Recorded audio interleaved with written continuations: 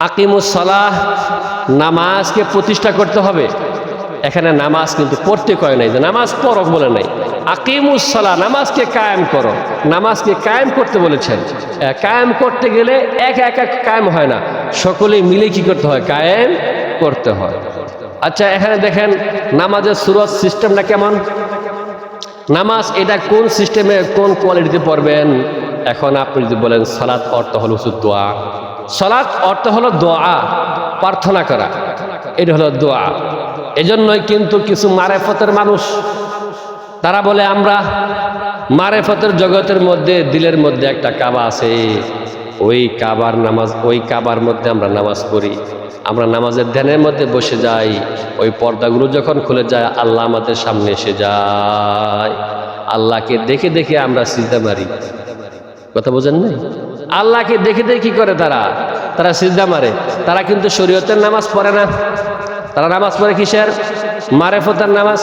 মারেফতের নামাজ হয় অন্তরে অন্তরে, শরীয়তের নামাজ হয় মসজিদে মসজিদে। কথা কি বুঝতে পারছেন? এখন কোনটা মানবেন? এখন তারাও তাদের এই বক্তব্য কিন্তু এটাও কিন্তু আছে।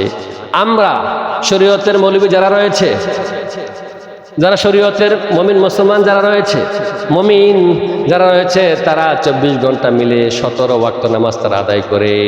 কত ওয়াক্ত? 17 ওয়াক্ত। ফজরের 2 রাকাত ফরজ নামাজ, জোহরের মধ্যে 4 রাকাত ফরজ নামাজ, আসরের মধ্যে 4 রাকাত ফরজ, মাগরিবের মধ্যে 3 রাকাত ফরজ, এশার মধ্যে 4 রাকাত ফরজ। এই মোট হলো 17 ওয়াক্ত নামাজ তারা আদায় করে। আর মারেফতের এমন একটা নামাজ আছে, ওই নামাজটা একটাই নিয়ত, একটাই সিজদা, একটাই ভক্তি। এক সিজদা মারবো, এক সিজদাতে 13 ফরজ আদায় হয়ে যাবে। কয় ফরজ? 13 ফরজ। এক সিজদাতে কয় ফরজ? 13 ফরজ। আর যদি ঘুরা ফিরে 3টা সিজদা মারা যায়, 3 13 39 ফরজ আদায় হয়ে যাবে। কথা বুঝতে পারছেন? তাহলে তারা নামাজ পড়বে, 5 মিনিট নামাজ পড়বো, 39 ফরজ তারা আদায় করবে। আর শরীয়তের মৌলবীরা যারা আছে, মুমিন মুসলমান যারা আছে, তারা সবাই মিলে রাত দিন 24 ঘন্টা মিলে 17 ওয়াক্ত নামাজ তারা আদায় করবে। এখন কোনটা করবে? কথা বলে। আল্লাহ বলেছেন নামাজ ফরজ, আল্লাহর কাজ হলো ফরজ করা। আল্লাহর কাজ কি?